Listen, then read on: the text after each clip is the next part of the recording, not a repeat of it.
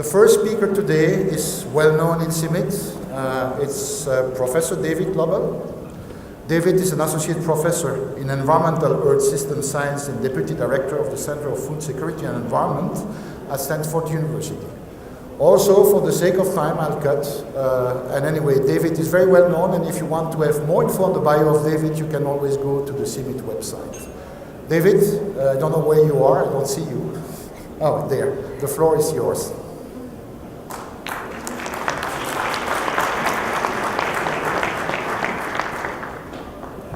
Hello. Well, thank you so much for having me. It's definitely an honor to be here. I've been lucky to work with CIMMYT for about 15 years now, and I mean, in my mind, it's one of the most successful international organizations of any type in the world. Great scientists and great impact. The organizers encouraged me to be really provocative today to make sure you stay in the room for the panel. There's not a whole lot of provocative I could say about satellites, really, but I'll start out just by one point in terms of my time with CIMMYT over the years and hearing a lot today about innovation. And you know, being in Silicon Valley, we talk a lot about innovation, and generally how it's done is you hire smart people, you give them incentives to innovate, and you sort of leave them alone. Or even in some companies, they sort of make sure they spend at least one day a week just trying to do new things. And you contrast that with my experience with CIMMYT over the years has been, if anything, it's become a little bit more project-based. I would say over the years, a little bit less time actually doing science. And so I think as you talk about having impact and having innovation, you have to really think hard about the structure you set up in the process to do that, and making sure your scientists are actually spending time doing science. And maybe that's something we can spend more time talking about later. Thank you. This is a general issue in science overall, I would say. But in a donor-driven operation like CIMMYT, I think it's become increasingly an issue. Okay, so I'm going to talk about satellites. I think for those of you not familiar with satellites, think about DNA sequencing. Okay, but rewind 10 years, and I think that's about where we are with satellites. I think it's a hugely exciting area to be in now, and it's got huge potential. And I think we need to start thinking innovatively, I guess, about how we're going to use it going forward. And I think there's going to be a lot of great parallels with the history you saw that the folks in the last panel gave. In particular, Jesse's, a lot of examples that he gave, I think will be very similar in some ways to what I talk about. So as one example of sort of the parallel, there we go, is this is a curve of the number of what we call CubeSats that have been launched recently. CubeSats, think of like shoe boxes that are flying in space, and because they're very small, basically digital cameras in space in a sense, they're very cheap to launch, and there's dozens and dozens of them, and there will soon be hundreds and hundreds of them. So the cost of getting data from satellites is coming down a lot. This we don't need to spend time on, but in terms of name recognition, there are companies you might have heard of like Planet, Terabella, which used to be called Skybox. And then there's some European open public data sets called Sentinel, which are not quite as high resolution. You can see the spatial resolution in the middle column there, but are actually quite useful for smallholders. So in the world of looking at smallholder agriculture, something I've been interested for many years, this is what we had to work with. This is essentially a Landsat scene of an area in Uganda that we work in. Not very much to go towards understanding what's happening on farmers' fields. But you transition to now what we have. This is one of these CubeSat shoebox-sized Planet satellites here. Now you can start to see, depending on how far you are, I guess, from the projector, you can start to see the outlines of individual fields. Here's another example from an area we've started working in Tanzania, just a transition or a comparison from left to right. Not exactly the same date of imagery, but on the left you have the traditional Landsat data where you can barely make out individual fields, and then you go through the spectrum from Sentinel to RapidEye and Planet, and all the way to Terabella, where you're really able to distinguish individual fields. Now, we always could get very expensive imagery at very high resolution, but the difference here is really, it's really incredibly cheap.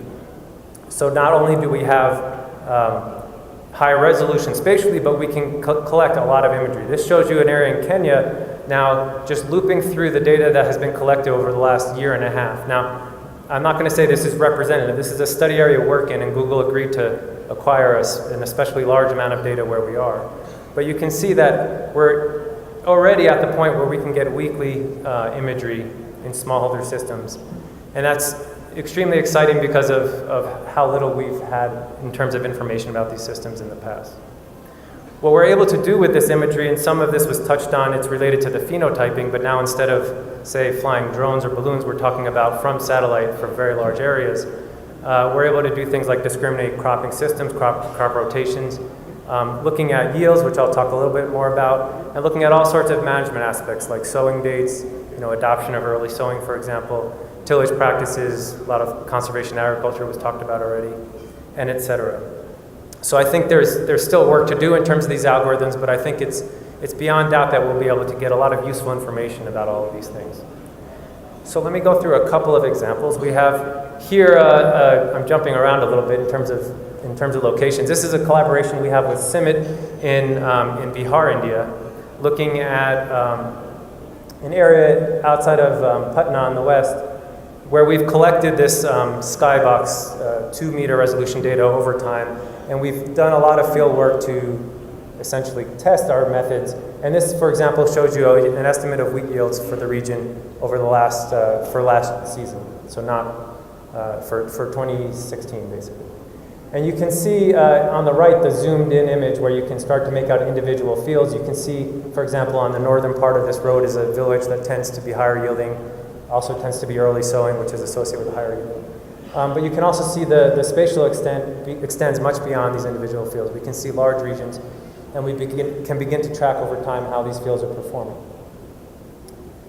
When we do crop cuts in the region and we start to compare our estimates to the crop cut estimates, you can see correlations that are quite similar to what Jesse was showing in terms of, this is now shown in R squared versus R, but are on the order of explaining 1/3 to 1/2 of the variance and what you get from very time-intensive, labor-intensive, ground-based approaches.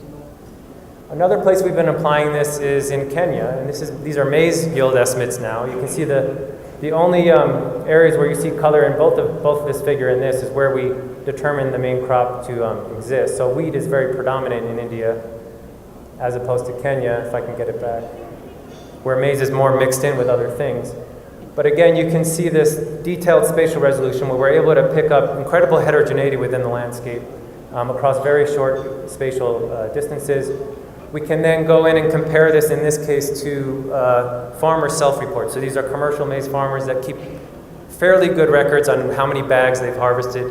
We actually walk the field boundaries to make sure we have a good understanding of the area, and then we can get an estimate of yield. This is 2 years of field work we've done. This is a collaboration with IPA and One Acre Fund in West Kenya.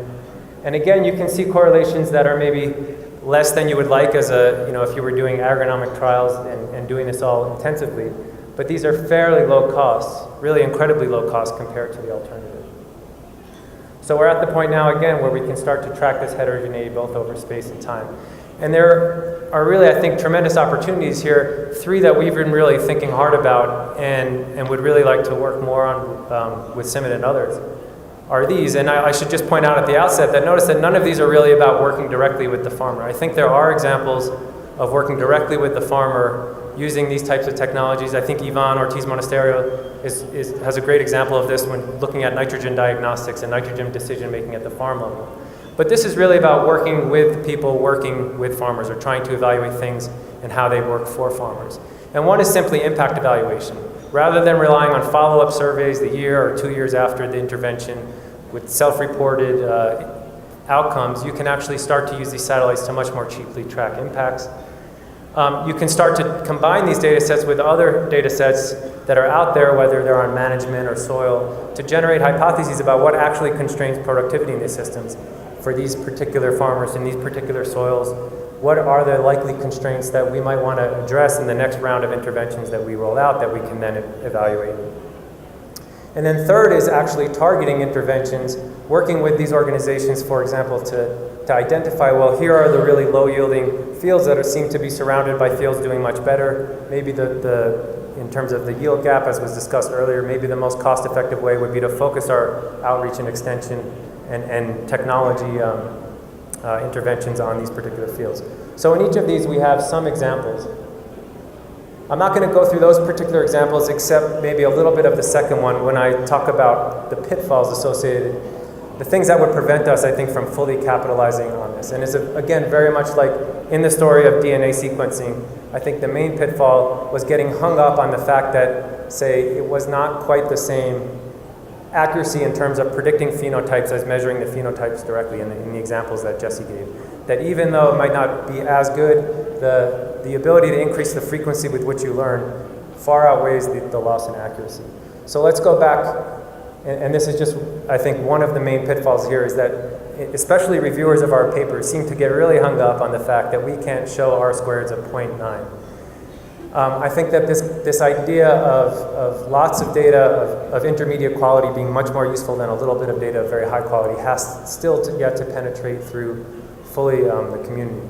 So let's go back to this example of Kenya, where, if I can get it, yes, where we do a lot of traditional impact evaluation or hypothesis testing with farmer-reported data. This is a case where we were working with farmers in Kenya, and this was the husband and wife arguing for 20 minutes about what the self-reported production actually was. So again, these are our R-squareds with our satellite-reported yields. But then if you go in and look at, say, what would you actually do with that data? What would you be evaluating? Well, maybe you'd be evaluating the effects of an intervention. In this case, One Acre Fund intervenes with hybrid seeds and fertilizers. Now this plot is a little bit busy, but I'll just walk you through it. This is essentially the correlation between the inputs and the outputs. And the inputs being self-reported inputs either on nitrogen on the left or hybrid seeds on the right, and the outputs being yields. But you can measure yields in lots of different ways. The leftmost is what we would traditionally use, which is just self-reported yields. And then the rightmost is the lowest cost option, which is just using what our satellite algorithms predict without any sort of ground calibration. And the intermediate ones are intermediate. The main point here is that even though those R-squareds between the self-report and the satellites were not very high, actually they're showing pretty much the same effect size in terms of what the inputs were, which to us suggests that a lot of that scatter was due to errors, not in our satellite data, but errors in the self-report data. So if we get out of this mindset of having to, I'd say, reproduce everything that we've used traditionally, realizing that a lot of things we use traditionally aren't perfect anyway, we can make much faster progress in this case on understanding which inputs are having effect and what their effect size is.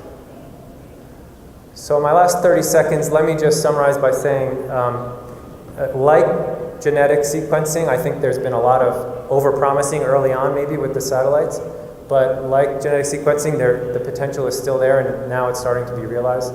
I think there's at least 3 ways that this can really help people who work directly with the farmers really increase the effectiveness of their work, and we're very excited to partner with you. I think we've started to see the possibilities more in the US where we have larger scale fields where we can use more traditional sensors. This is an example of just using Landsat over 16 years, and you start to notice all sorts of interesting patterns that really can generate a lot of creativity and a lot of innovation in terms of what is actually constraining these systems, what can help unleash this potential that we need to do to meet all of the demands that people have talked about. And thank you.